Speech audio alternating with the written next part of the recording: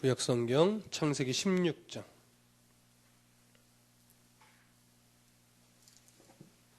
창세기 16장 1절에서부터 6절까지의 말씀을 보겠습니다. 교독합니다. 아브라함의 아내 사레는 출산하지 못하였고 그에게 한 여종이 있으니 애굽 사람이요 이름은 하갈이라.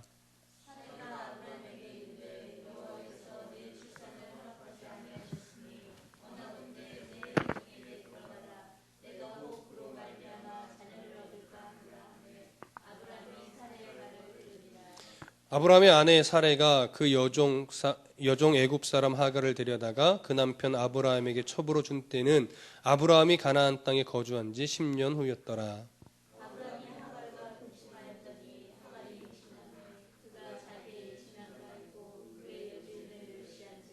사레가 아브라함에게 이르되 내가 받는 모욕은 당신이 받아야 옳도다. 내가 나의 여종을 당신의 품에 두었거늘 그가 자기의 임신함을 알고 나를 멸시하니 당신과 나 사이에 여호와께서 판단하시기를 원하노라. 아브라함이 사라에게 이르되 당신의 여종은 당신의 수중에 있으니 당신의 눈에 좋을 대로 그에게 행하라 하매 사레가 하갈을 학대하였더니 하갈이 사레 앞에서 도망하였더라. 아멘. 잠시 기도합니다. 하나님, 창세기 말씀을 이제 읽었습니다. 말씀을 읽고 전하는 가운데 주의 은혜가 임하여 주옵소서. 이 시간 예배하는 가운데 봉헌하는 손길이 있습니다. 박민희 성도 하나님 아버지 앞에 드리는 이 예물을 기쁘게 받아주시고 하나님 아버지 앞에 믿음으로 온전히 고백되어지는 늘 삶이 될 수 있도록 역사하여 주옵소서. 예수님의 이름으로 기도했습니다. 아멘. 네, 오늘 이제 창세기 강의를 해온 지 41번째 시간입니다. 창세기 16장을 이제 들어가는데요. 여러분들 계속 들어오셔서 기억하시는 대로 아브라함이 갈대아 우르를 떠나서 이제 드디어 갈대우르에서 정착해서 살다가 하나님 그것을 떠나서 이제 유목민의 삶을 살게 만드셨어요. 그러더니 하란에서 머물게 됐죠. 그래서 하란에서 아버지 데라가 죽은 후에 아브라함은 다시 하나님의 이끄심 속에서 그 하란을 떠나서 어디로 들어가요? 이제 약속의 땅, 가나안 땅으로 들어옵니다. 가나안 땅에 들어오면서 거기에서 이미 정착되어 있는 그 거민들의 냉대, 기근, 이것으로 인해서 애굽까지 갔다가 애굽에서 아내를 누이라고 속이는 장면. 그러나 하나님의 아브라함의 편을 들어주셔서 애굽에서 그 아내 사라가 몹쓸 짓을 당하지 않고 오히려 몸도 온전하게 재물까지도 얻어서 다시 가나안 땅으로 들어와서 하나님 아버지 앞에 본격적인 이제 그 약속의 그 후손들을 기다리면서 약속의 땅에서 정착해 살아나가는 과정입니다. 근데 그렇게 가나안 땅에 정착해서 이제 살게 된 지 몇 년이 흘렀냐면 10년 정도가 흘렀어요. 아브라함은 85세를 지나가고 있었습니다. 10년이 지나고 85세가 지나가는 그 과정 속에서 아브라함과 사레가 늘 기다리고 고대하고 했던 것들이 무엇이겠습니까? 하나님이 주실 후손이에요. 특히 남자아이죠. 언약을 이어갈 남자, 그 후손을 기다리고 있어요. 근데 그렇게 10년이 흘렀어요. 몸은 늙어가고 죽어가고 있습니다. 남자로서의 구실, 여자로서의 구실을 이제 거의 하기 힘든 나이로, 공식적으로 이제 불가능한 나이로 접어들고 있습니다. 아브라함과 사라의 마음이 어땠을까요? 초조했을 겁니다. 때로는 불안하기도 했을 겁니다.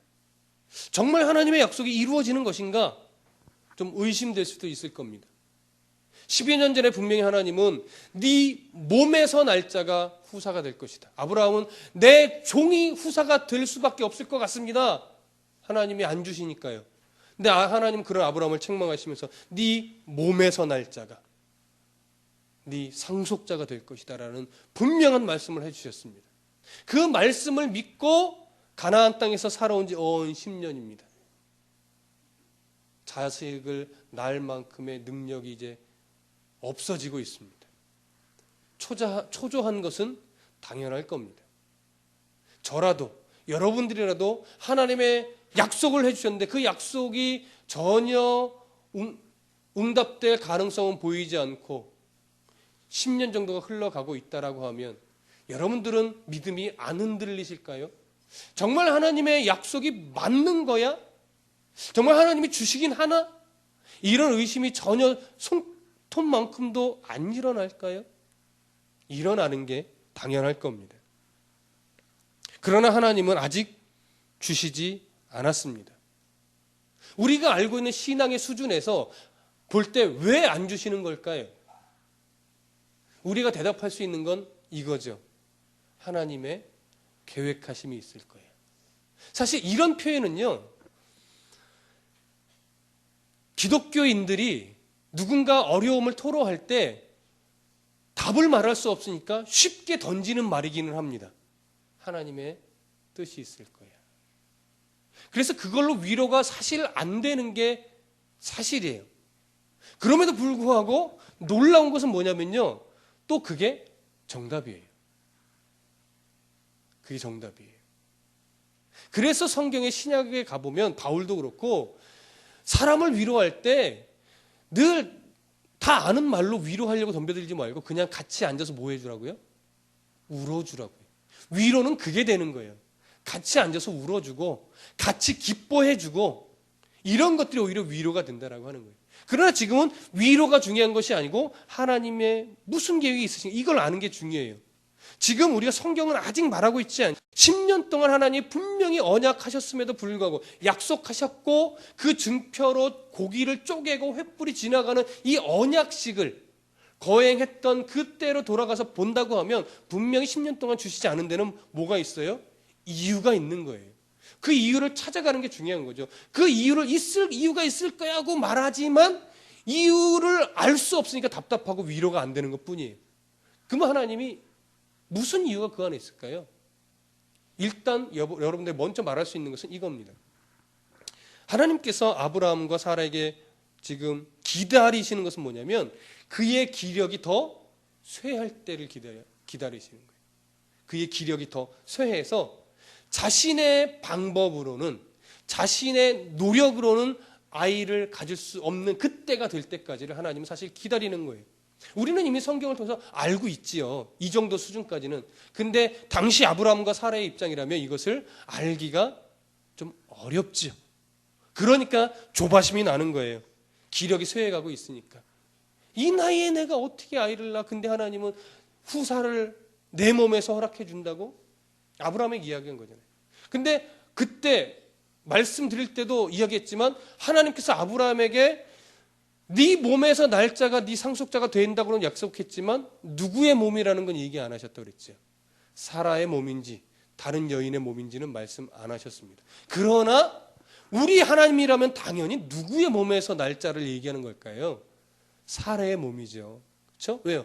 아브라함은 그때 사실은 거의 순정남이었어요. 순위를 정하는 남자가 아니고요. 마음을 한 여인에게만 주고 있던 정말 모범이 되는 사람이었다고요. 그의 마음을 누구에게만 줬어요? 사라 한 여인에게만 줬어요. 아이도 못 낳고 있는. 참 그런 면에서 멋진 남자죠. 그게 당연한 거예요. 사라의 몸에서 나오는 그 후손이 하나님이 아브라함에 약속한 상속자, 그 후손이 되는 약속의 후손이 되는 건 지극히 당연한 거였어요.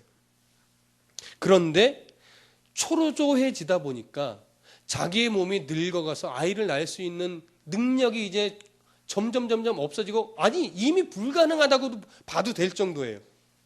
그런데 그러다 보니까 아브라함이 머릿속에 무슨 생각이 드냐면 이렇게 기다리다간 정말 약속의 후손이 오지 못하겠다. 무슨 수를 어떻게 해요? 내야 되겠다. 이거예요. 무슨 수를 좀 내야 되겠다. 그래서 생각한 게 뭘까요? 내 몸종. 애굽에서 나올 때 애굽에서 함께 나온 내 몸종 하갈이라는 여인이 있는데 이 하갈을 아브라함에게 내주어서 후손을 얻어야 되겠다. 이게 최선이야. 사례가 생각한 겁니다. 근데 아브라함은 이 사례의 제안을 그냥 별다른 거부감이나 별다른 어떤 제재 없이 받아들여요. 개그맨들이 하는 말로 감사합니다라고 받았는지도 모르겠습니다. 좀 우스개 얘기지만. 근데 보세요. 이 장면이 여러분 솔직히 이해되십니까? 아브라함이 주도해서 야, 아무리 생각해도 너를 통해서는 하나님이 안 주시려나 보다. 다른 방법을 취해볼까? 야, 네 몸종도 건강해 보이던데 어때? 그 하가를 좀 나에게 주는 거 어때? 아브라함이 이걸 주도했다고 하면 조금 이해하겠는데 이것을 지금 주도하고 있는 게 누구예요?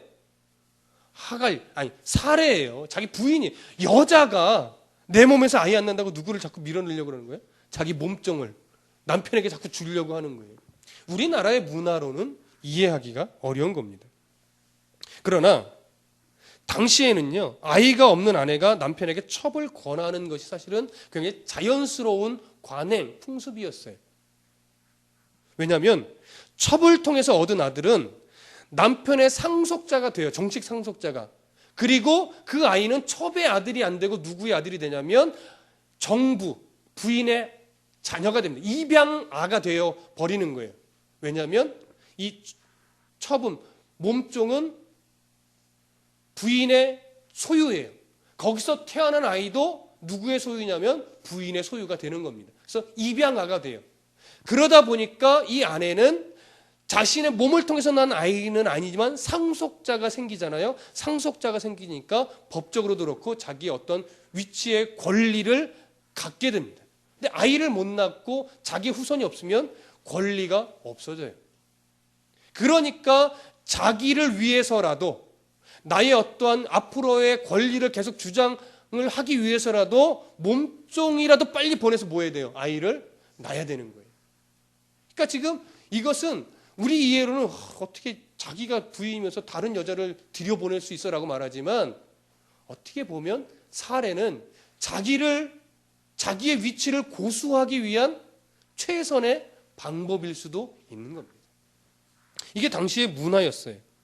이게요, 그냥 꾸며낸 이야기가 아니고 그 당시의 문헌에 보면 고대 문헌에 이런 기록들이 되게 많았어요. 주전 1500년경, 지금으로부터 약 3500년경의 문헌들 중에 하나의 예를 좀 들어보면 이런 게 있습니다. 샌니마라는 남자하고 길림나누라는 여자가 있는데 결혼을 하기 위해서 결혼 계약서를 씁니다. 뭐 여러 내용이 있겠죠. 오늘날과 문화는 다르니까. 근데 그 결혼 계약서 중에 하나의 옵션이 하나 붙는데 이 옵션 중에 하나가 어떤 내용이 있냐면 만약 결혼을 해서 길림나누가 2년 안에 아이를 낳지 못하면 룰루 지방의 여인을 하나 데려다가 아내로 맞아서 아이를 낳게 해도 좋다고 하는 이런 계약서의 내용이 그 안에 포함되어 있었어요. 그러니까 이런 종족 보존에 관한 문화가 굉장히 중요하게 여겨지던 시대였어요. 그래서 이 때의 문화는 이것뿐만이 아니라 지금부터 약 3,900년 전에 아시리아의 문헌에도 이런 내용이 담겨 있고요. 3,700년 전에 우리 학생 때 주로 세계 역사에서 배우는 함무라비 법전, 이름은 들어봤잖아요. 함무라비 법전에도 이런 내용이 들어있어요. 3,500년 전경에 누지 문헌에도 이런 게 있으니까 굉장히 이런 문화가 뭐 했다는 거예요? 성행했다라는 거예요. 아주 자연스러운 거였어요. 자, 이런 배경 하에서 사레는 자신이 늙어가자 몸종인 하가를 아브라함에게 첩으로 내주려고 하는 생각까지 하게 되었던 겁니다. 왜요? 그에게 남았던 마지막 뭐예요? 가능성, 희망이었으니까. 자, 그러면 16장 2절, 오늘 본문의 16장 2절을 한 번 더 다 같이 읽어보겠습니다. 시작. 사레가 아브라함에게 이르되 여호와께서 내게 출산을 허락하지 아니하셨으니 원하건대 내 여종에게 들어가 내가 혹 그로 말미암아 자녀를 얻을까 하노라 하매 아브라함이 사라의 말을 들으니라. 자, 2절을 보면 사레가 아브라함에게 첩을 내어주려고 할 때 그 이유를 뭐라고 밝히냐면 여호와께서 내 출산을 허락하지 아니하였으니 이렇게 얘기합니다. 그러니까 이 말은 그냥 지나가는 느낌상으로 보면 하나님이 잘 안 주시려나 봐요. 지금은 아무리 생각해도 이 방법이 제일 좋은 것 같아요 라는 느낌처럼 그냥 가장 좋은 또 하나의 방법을 제안하는 것처럼 보이지만 이것을 히브리어로 성경으로 보면 약간 느낌이 다르고 이것을 조금 더 정확하게 유진 피터슨이라는 그 목사님이 현대어로 미국에서 번역해놓은 메시지라는 성경책, 거기에 보면 제가 볼 때 히브리의 느낌을 잘 살려서 현대적인 번역을 너무나 잘 해놨습니다. 그 부분을 제가 한번 읽어드릴게요. 들어보세요. 어떤 느낌인지.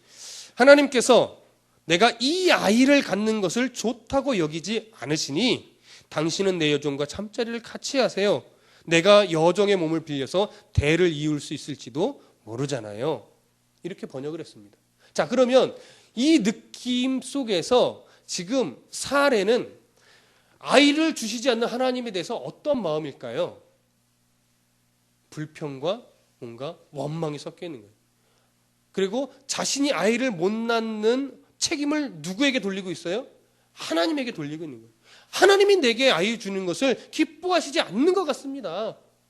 그러니 기다려봤자 뭐예요? 소용없으니 하가를 빨리 내 몸종과 잠자리 같이 해서 내 대를 이을 아이를 뭐예요? 만들어 주세요. 사실은 요구하는 거예요, 아브라함에게. 하나님이 안 주십니다. 언제까지 기다리실 거예요? 다른 방법이라도 찾아야지. 빨리 내 몸종을 줄 테니 나를 위해서 대를 좀 이을 후손을 주세요. 그래야 내가 노년이 평안할 거 아니겠습니까? 내가 박대받지 않지 않겠습니까? 이런 뉘앙스가 이 안에 담겨 있는 겁니다. 그러면서 아브라함에게 자신의 제안을 정당화하려는 의도가 담겨 있는 거예요. 왜냐하면 아브라함은요, 왜 아브라함이 사례의 이 요구를 그대로 그냥 수용하느냐? 정말 감사합니다. 뭐 이러고 받아들인 거냐? 그게 아닙니다. 15장에서 아브라함이 하나님께 뭐라고 말해요? 내 집에서 길리운 저 엘리에셀이 내 상속자가 될 겁니다 라고 불평했었잖아요. 그런데 잘 생각해 보세요. 그 당시의 문화로는 아내가 있지만 아내가 아이를 못 낳으면 몸종이든 다른 데서 여자를 데리고 오든 얼마든지 큰 걸림돌 없이 아이를 생산할 수 있는 뭐예요? 문화였어요. 전혀 문제가 되지 않고 누구 하나도 손가락질하는 시대가 아니었단 말이에요. 근데 아브라함은 지금 그런 일을 안 해요. 왜요? 누구를 사랑하니까, 사례를 사랑하니까, 또 사례를 사랑할 뿐더러 그게 하나님이 원하시는 것이 아닌 걸 아브라함도 알고 있으니까. 그래서 그런 다른 더 편한 방법을 하려고 생각하지 않고 하나님께 그걸 어필하지 않고 뭐라고 얘기하냐면 하나님이 안 주시니까 내 집에서 길러온 저 종 엘리에셀이 내 새 상속자가 될 겁니다. 이렇게 얘기하는 거예요. 굳이 이렇게 얘기할 필요가 없다니까요. 그런 아브라함의 나름대로 신앙이 성숙해져간 아브라함의 모습이에요. 근데 사례가 뭐예요? 이렇게 아브라함에게 요구를 하잖아요. 근데 아브라함이 더 믿음이 깊다면 이래야 돼요. 여보, 내가 당신의 마음 충분히 헤아려. 얼마나 당신 불안하기도 하고 초조하기도 하고 그렇겠어. 그러나 우리 그 마음 내가 알지만 난 당신만 사랑하고 또 하나님이 분명히 주신다고 약속하셨으니까 우리 조금 더 기다려 봅시다. 이게 말은 쉽지만 결코 이렇게 쉬운 일은 아니죠. 그럼에도 불구하고 아브라함이요, 왜 그것을 이렇게 이야기 못했느냐? 사례에 대한 뭐가 앞서요? 연민이 앞섭니다. 자기가 봐도 안타까운 거예요. 사례의 마음을 좀 평안하게 해주고 싶은데, 그래, 내가 사례의 말을 들어서 몸종을 통해서 대를 이을 아이만 낳으면 우리 아내가 마음이라도 편할 수 있겠지. 하나님의 계획과 하나의 작정하심보다 지금 뭐가 조금 더 한 발자국 앞서 있습니까? 아내에 대한 연민, 이게 한 발자국 앞서 있는 겁니다. 하나님의 때를 기다리다가 결국 인간적인 연민이라든가 내 경험이라든가 내 판단, 내 합리적인 생각들이 이렇게 하면 될 거야. 뭘 기다려. 그래서 하나님이 안 주시니까 어쩔 수 없어라고 하면서 자기 방법을 사용하는 것이 사실은 우리들의 모습입니다. 비단 사례나 아브라함만의 모습이 아니에요. 오늘 많은 그리스도인들이 하나님이 허락하실 겁니다 라고 말하지만 그들이 대부분 넘어지고 자기 방법을 쓰는 이유가 뭡니까? 기다리지 못하는 거예요. 그래서 2절 하반절을 보면 혹 그로 말미암아 자녀를 얻을까 하노라 이렇게 말하는 거죠. 그래서 이 말을, 아내의 말을 듣고 아브라함이 순순히 뭐예요? 몸종 하갈과 동침을 하고 아이를 낳게 되죠. 조금 후에 보면 아이를 낳게 됩니다. 근데 놀라운 것은 이렇게 태어난 아이가 이스마엘인데, 이스마엘은요 역사로 볼 때 아브라함의 아들 이삭의 후손과 늘 대적의 관계가 되는 중동 지역의 그 사람들이 됩니다. 지금까지도 어떻게 해요? 그 아랍 사람들과 이스라엘 백성들과 이삭의 후손들과 뭐에 계속 전쟁을 일으키고 있죠. 우리는 오늘 흘러가면서 그 이유까지도 보게 될 것입니다. 기다리지 못하는 겁니다.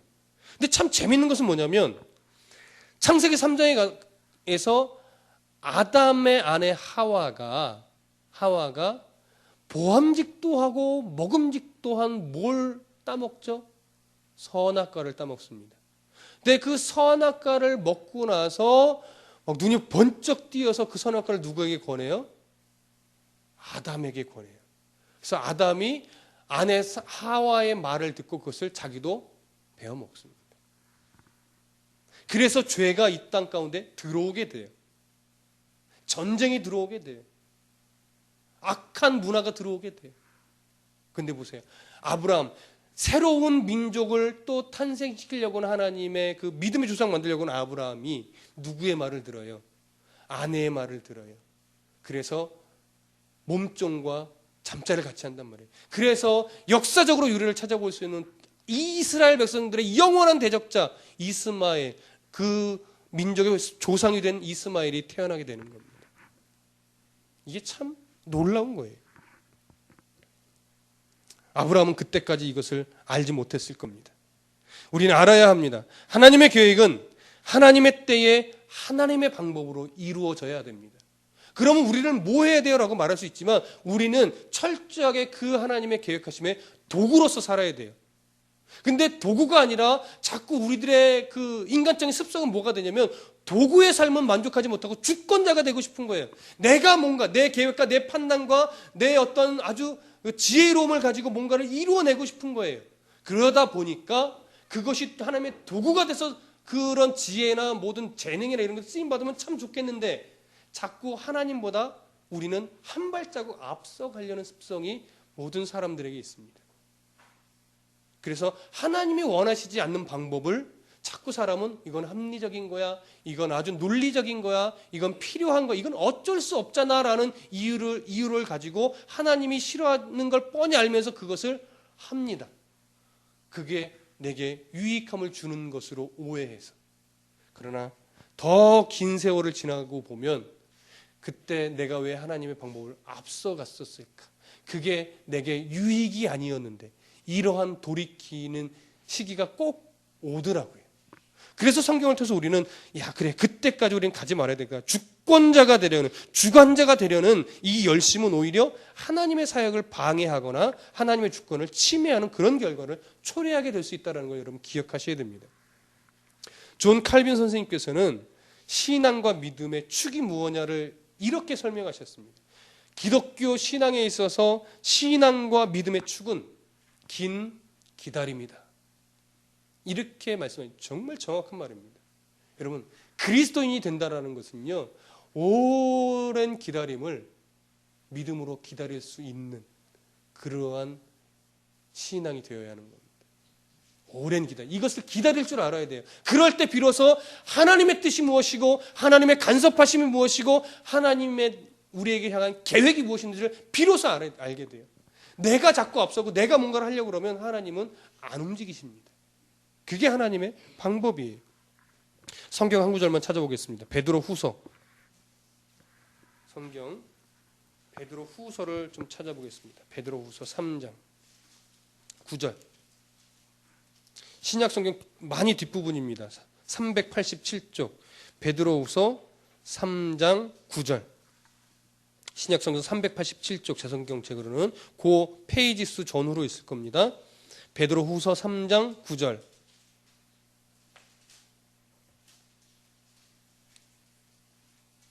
베드로후서 3장 9절 다 같이 읽어보겠습니다. 시작.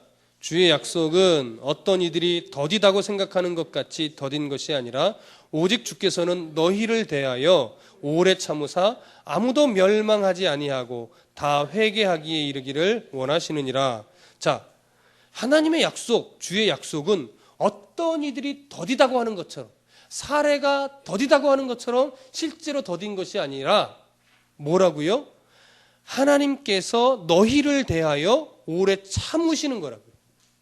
오래 참으시는 중이라고요. 왜 오래 참으셔요? 그 약속을 받기에 합당한 자로 만들어 가기 위해서 기회를 주시는 거예요. 더 성숙하게 만들어 가기 위해서. 그래서 더디 주심으로 우리를 고난 중에 일부러 넣기도 합니다. 더디 주심으로 우리를 어려움 가운데 그냥 내버려 두시기도 합니다. 왜요? 그러는 과정 속에서 그 약속을 받기에 합당한 수준으로 올라가게 하려고. 그리고 그 이전에 악한 습관들을 뿌리 뽑게 하려고. 그래서 회개에 이르게 하려고. 멸망에 가지 않고 회개에 이르게 하려고. 이해되십니까? 그래서 하나님은요, 때로는 바로 응답하실 때도 있지만 사실 대부분은 우리가 기대하는 것보다 조금 더 더디게 응답하십니다. 그러나 많은 그리스도인들이 자기의 생각에 한계가 차면 하나님이 안 주신다고 생각하는 거예요. 저도 마찬가지입니다. 여러분들 마찬가지입니다. 그거는 오래 살아보면, 믿음을 가지고 오래 살아보면 많은 분들이, 오래 사신 분들이 고백하는 거예요. 야, 그때 내가 이런 잘못된 결정을 했는데 시간이 흘러서 보니까 그때 조금만 참으면 됐었겠더라고. 이런 고백들. 하나님이 그거 내가 참아도 큰 문제 안 일으킬 텐데 나는 인간적인 조바심에 그때 그것을 이렇게 해버리고 말았지 뭐야? 자넨 그러지 말거라. 이런 식의 권면을 종종 해주실 때가 있어요. 우리가 생각하는 것보다, 우리가 나는 이제 한계가 찼어 라고 말하는 것보다 사실 하나님의 작정은 조금 더 깁니다. 하나님의 때는. 그때를 기다릴 줄 아는 것이 뭐냐? 신앙입니다. 그때를 꿋꿋하게 견디어 내는 싸움을 잘 싸우는 사람이 뭐냐? 믿음의 경주를 싸우는 사람의 모습인 거예요, 여러분. 그래서 경주라고 말하는 겁니다. 하나님의 방법으로 이루어질 때까지 기다려야 됩니다. 그래서 온전히 순종하는 법을 배워야 하는 겁니다. 그러면 왜 사례는 이것을 바라보지 못했고 이런 결정을 하고 아브라함은 왜 이런 사례의 제안에 동조했을까요? 바로 하나님 약속에 대한 실체를 바라보지 못했기 때문에 그렇습니다. 여러분, 약속에 대한 실체는 보이지 않습니다. 하나님이 이렇게 내게 마음을 주셨어, 약속하셨어. 그러나 그 약속에 대한 실체는 사실 우리 눈에 보이지 않기 때문에 신앙생활이 더 어려운 겁니다. 그래서 사례는 제3의 방법을 만들어 냈던 겁니다. 자기 눈에 하나님이 아니어도, 하나님의 때를 기다리지 않아도 하나님 약속하신 걸 이렇게 하면 이룰 수 있을 것 같은 뭔가 가능성이 보이니까요. 이렇게 하면 될 것 같은 거예요. 조금 더 생각하면 하나님의 방법은 아닐 텐데라고 하는 의혹의 가슴 한구석이 있지만 그럼에도 불구하고 이렇게 하면 될 것 같으니까 한동안 기다리다가 그것을 해버리고야 마는 거예요. 그게 우리들의 습성입니다. 근데 그렇기 때문에요, 신앙인들 가운데 참으로 복된 환경이 뭔지 아십니까? 그리스도는 가장, 야, 이 참 복되다. 이 환경이 어떤 환경이냐면 내 힘으로는 아무것도 할 수 없는 상황에 놓인 거예요. 이게 우리는 굉장히 원망스러운 상황으로 표현될 수도 있고, 이게 기가 막힐 웅덩이다, 정말 진퇴양난이다, 이러한 상황처럼 여겨질지 모르겠지만 하나님의 시각에서 보면 그때가 비로소 이제 하나님이 조금씩 움직이는 시기예요. 그래서 그 진퇴양난의 시기, 내 힘으로는 아무것도 할 수 없는 가능성의 여지가 전혀 제로인 상태, 이때가 그리스도인에게 가장 복된 시기입니다. 그때 비로소 여러분들 하나님이 일하심이 이러한 방법을 통해서 우리의 삶에 역사하는구나, 이것을 경험하게 될 거예요. 굉장히 중요한 겁니다. 대부분 이 고비를 넘기지 못하지만 이제 앞으로 우리는 그런 고비들을 앞으로 넘어가야 될 일이 생길 겁니다. 다양한 모습이지만, 그러나 우리가 기대하는 건 뭐예요? 하나님, 이왕이면 열심히 바르게 신앙생활하려고 애쓸 테니까 그런 고비는 넘어가지 않게 해주세요. 이게 우리의 기대긴 합니다. 그러나 하나님은 분명히 달아보시는 때가 있고 연단에 한 번 이상은 넘겨놓으실 겁니다. 왜? 우리의 신앙이 더 깊어져야 되니까. 그때 기억하십시오. 그래, 어떤 사람이 더디다고 하는 것보다 그것은 더딘 것이 아니라 하나님이 내게 기회를 주시고 하나님을 닮아가게 만드는 그런 수준을 우리에게 만들어 주시려고 하는 거구나, 이거예요. 그래서 그렇게 안 하는 그런 애씀이 있어야 되는 겁니다. 자, 16장, 창세기 16장 4절과 5절을 읽어보겠습니다. 창세기 16장 4절과 5절 다 같이 시작. 아브라함이 하갈과 동침하였더니 하갈의 임신함에 그가 자기의 임신함을 알고 그의 여주인을 멸시한지라. 사레가 아브라함에게 이르되 내가 받는 모욕은 당신이 받아야 옳도다. 내가 나의 여종을 당신의 품에 두었거늘 그가 자기의 임신함을 알고 나를 멸시하니 당신과 나 사이에 여호와께서 판단하시기를 원하노라. 사레가 하나님 원하시지 않는 방법을 결국 쓰고야 말았어요. 그랬더니 그로 인해서 사실은 어려움을 당합니다. 4절과 5절에 반복적으로 기록하고 있는 단어가 있습니다. 뭡니까? 멸시라는 단어예요. 하갈이 주인 사레를 멸시했어요. 히브리 단어로 보면 이 멸시라는 단어는요, 저주라는 의미도 동일하게 갖고 있습니다. 근데 여기서요, 참 재밌는 사실 하나를 제가 발견하게 됐어요. 뭐냐면 창세기 12장 3절, 요것도 한번 보시죠. 창세기 12장 3절 앞쪽으로 한 두어 세 장만 넘겨보세요. 아브라함에게 하나님이 이러한 약속을 해주십니다. 창세기 12장 3절 다 같이 읽어볼게요. 시작. 너를 축복하는 자에게는 내가 복을 내리고 너를 저주하는 자에게는 내가 저주하리니 땅의 모든 족속이 너로 말미암아 복을 얻을 것이라 하신지라. 여기 보면 아브라함을 저주하는 자에게 하나님이 뭐라고요? 내가 그를 저주하리라. 여기서 쓴 저주라는 히브리 단어가요, 오늘 16장에서 하갈이 사레를 멸시했다는 이 단어와 똑같은 단어를 쓰고 있습니다. 그러니까 보세요. 이 12장에서 아브라함에게 내가 너에게 저주하는 자를 내가 저주할 거야 라는 이 약속해 주셨잖아요. 그러면 하나님이 약속하신 것은 이루어져요, 안 이루어져요? 이루어지죠. 근데 하갈이 첫 번째로 아브라함의 가정을, 아브라함의 아내를 뭐 했어요? 멸시했어요. 저주했어요. 그 대가를 하갈이 치르게 될까요? 안 치르게 될까요? 치르게 되죠. 어떻게 치러요? 우리는 이미 알고 있습니다. 그의 아들이 아브라함의 후손과 영원히 무슨 관계로 돼요? 대적하는 관계가 된다면 이게 얼마나 큰 저주입니까? 하나님의 복을 받아 번성해도 부족한 판인데 대적자가 된단 말이에요. 그래서 다음 주에 이야기 중에 한 부분이지만 이스마엘이라게 하나님 뭐라고 말하냐면 이스마엘은 들나귀처럼 될 거라 이거예요. 들나귀처럼. 그래서 대적자가 될 거라는 이야기를 해줍니다. 근데 이 부분을 곡해해서 오해해서 자꾸 요즘이 아니라 한동안 이 중동 지역 사람들을 뭐라고 표현했냐면 아예 그것이 그들이 악이다 라고 이게 표현한 적이 있어요. 그래서 옛날에 조지 부시 대통령이 이라크 전쟁을 할 때요, 전쟁에 하는 당위성을 뭐라고 선포한 적이 있었냐면 이것은 거룩한 전쟁이다. 홀리워, 성전, 거룩한 전쟁 이렇게 표현했어요. 그러니까 악인을 징벌하는 거다. 이렇게 해서 그 전쟁이 굉장히 심각해졌던 적이 있습니다. 북한을 또 뭐라고 말해요? 악의 축이다 이렇게까지도 말해요. 그건 잘못된 표현이에요. 그들이 악한 건 맞아요. 악한 짓만 골라서 하는 건 맞아. 그러나 그것이 악의 축이고 그것이 악이고 그들이 다 악인 것은 아니에요. 그런 악한 짓, 악한 세력의 영향력은 하나님이 미워하시지만 그 사람들 미워하지 않습니다, 여러분. 사탄의 집단이 아니에요. 그렇게까지 비하하시면 안 됩니다. 그거는 아니에요. 왜냐하면 하나님께서 하갈의 부르짖음을 들으셨고 하갈에게 아브라함에게 줬더니 너의 자손을 창대케 하리라는 이 복을요, 누구에게 주시는지 아십니까? 하갈에게도 줘요. 그래서 이스마엘의 자손이 어떻게 돼요? 실제로 번창했습니다, 여러분. 번창했어요. 왜요? 하나님의 언약의 대상은 아니었지만 이스마엘도 누구의 후손이에요? 아브라함의 후손이에요, 여러분. 그렇기 때문에 그 이스마엘의 후손을 그냥 아예 사탄의 집단처럼 여기는 것은 잘못된 거예요. 그건 오산이에요. 다만 그가 이 저주 아래서 하나님 보호의 손길을 조금 놔두시니까 어떻게 해요?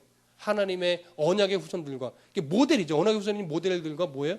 충돌하고 대적하는 이러한 삶을 살게 된 거예요. 이게 얼마나 안타까운 저주입니까? 그게 이루어지죠.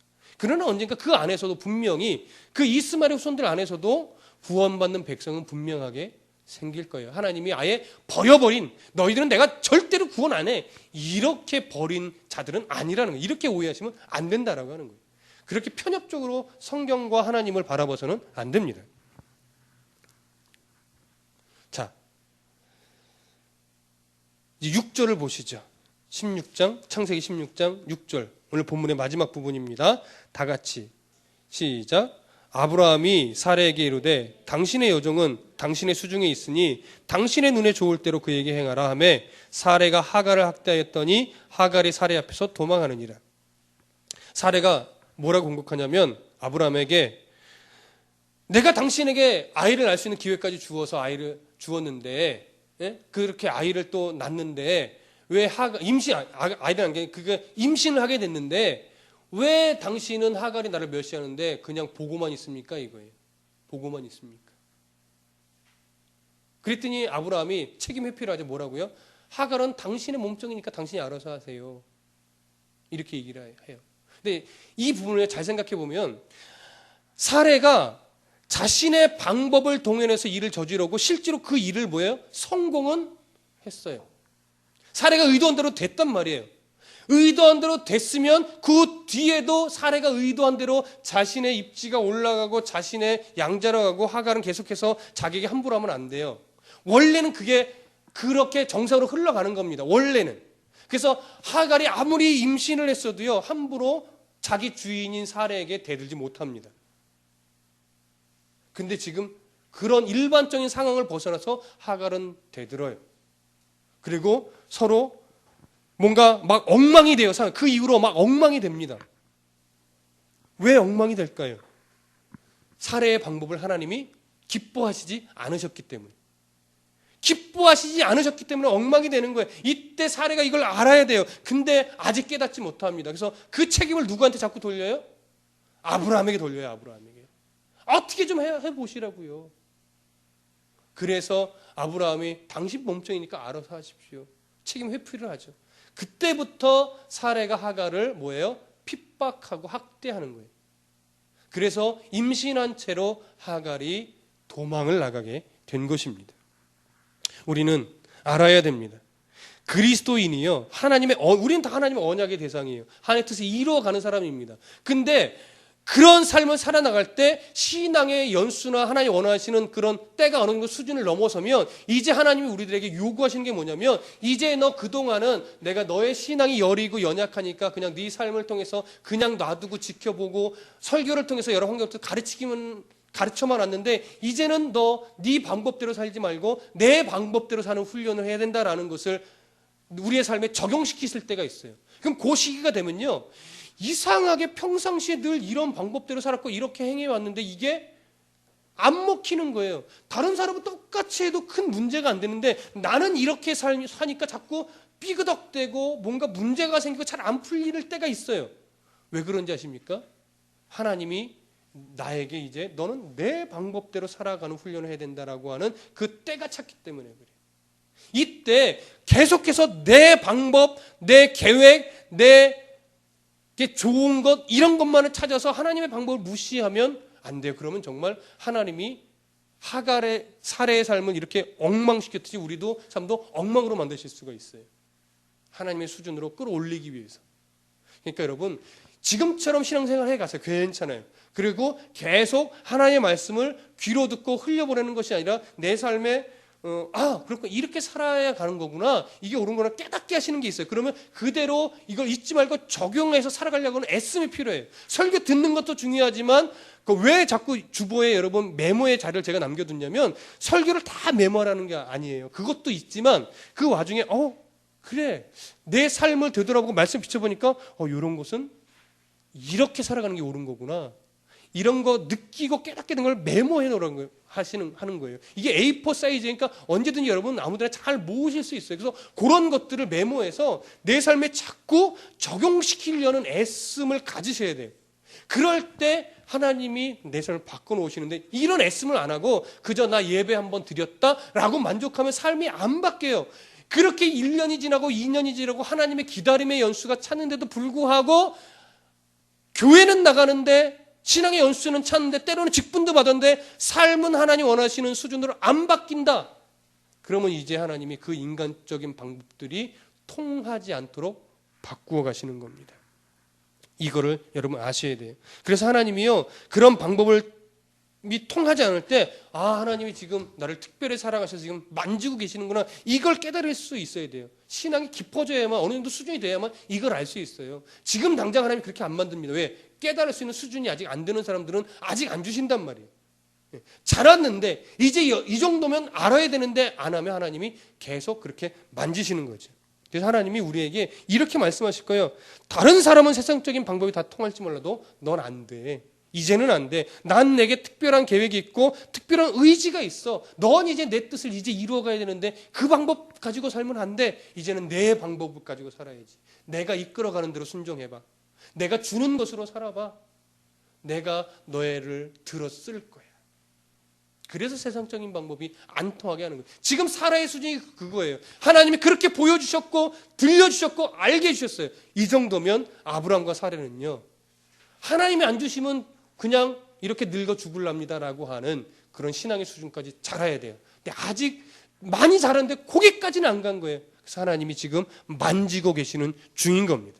여러분 이런 하나님의 방법에 익숙해져서 정말 하나님의 만지심에 하나님의 인도하심에 깊은 신앙의 수준으로 자라나는 저와 여러분들이 되시기를 소원합니다. 기도하겠습니다. 사랑이 많으신 하나님 감사합니다. 오늘도 우리에게 한 단계 우리의 믿음의 수준이 자라나기를 원하시는 하나님의 모습을 음성을 우리가 보았습니다. 아브라함과 사레가 참 깊은 신앙이고 우리도 감히 따라가기 어려운 신앙이지만 그럼에도 불구하고 그 신앙의 수준을 더 높이기를 원하셨습니다. 우리도 그 신앙을 배우길 원합니다. 우리가 더 깊고 하나님의 보다 앞서지 않는 신앙이 되어야 우리 하나님의 나라와 의를 우리의 삶을 통해서 이루어갈 수 있습니다. 그 하나님을 바라보게 하시고 그 하나님을 소망하게 하시고 그 하나님의 방법에 익숙해지는 우리의 삶이 되도록 이끌어 주시옵소서. 예수 그리스도 이름으로 기도했습니다.